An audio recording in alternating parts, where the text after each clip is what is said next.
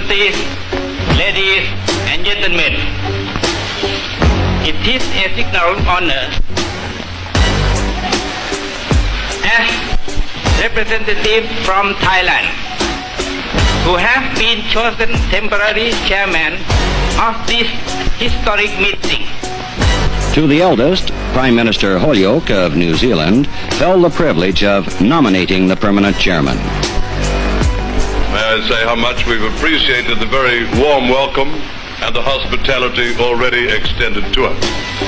It is because of his capacity, his enthusiasm, and his imagination that I, on behalf of the other heads of government assembled here, have very great pleasure, and I count it an honor to nominate President Ferdinand Marcos as chairman of this conference.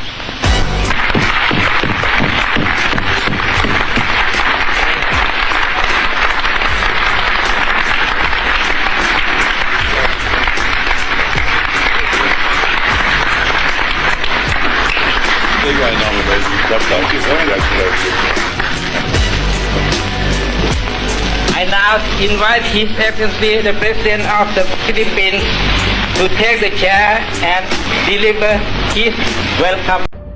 Of troops. They cannot succeed without the support of the people. We cannot succeed without the support of our people. I am happy to see that the reaction throughout the country is favorable.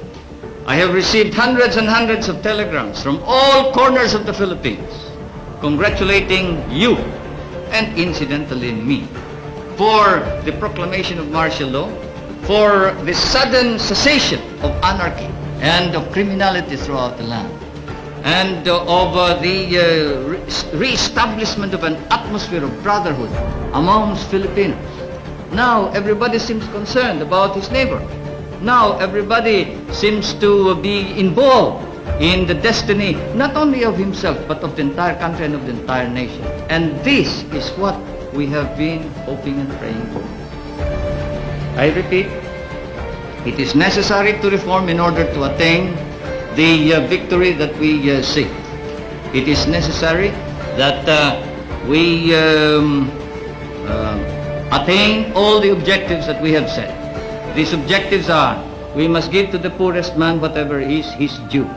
The rich man must now understand that this is a new kind of society. We will protect his rights.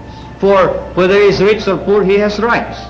And those rights are as sacrosanct as the right of the military to dignity and to a reputation and a standard of proficiency to which he is entitled.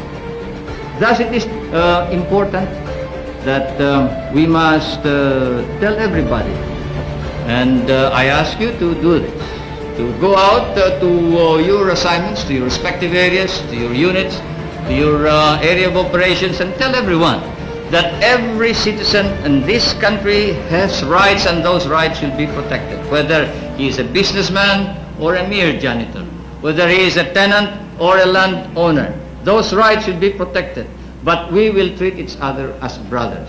The landlord must now learn to live with the tenant, and the tenant must be given his due. I am proclaiming today land reform throughout the entire Philippines.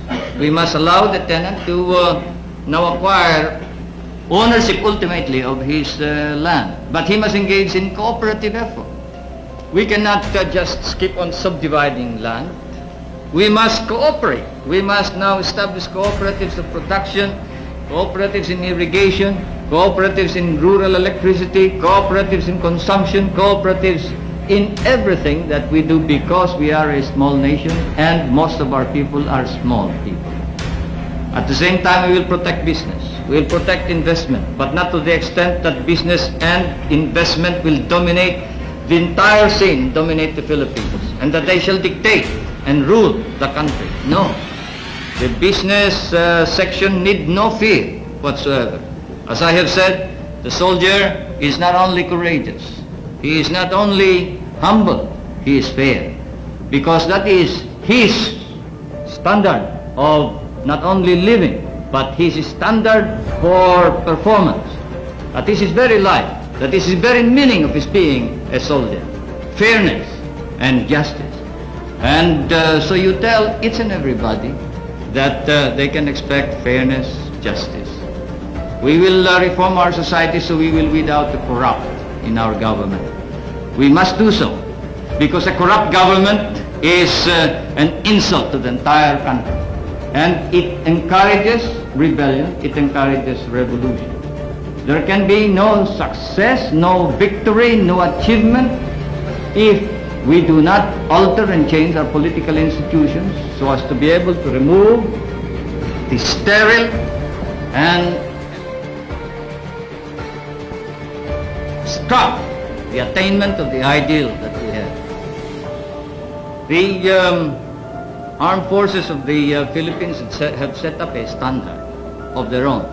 I know that you are engaged in cleaning up your own ranks. You are policing your own ranks. The Secretary of National Defense, the Chief of Staff have recommended, the major service commanders have recommended that we now establish a military commission to investigate, try and punish all personnel of the armed forces of the Philippines who may not perform in accordance with the exact standards, exacting standards of proficiency of the professional soldier.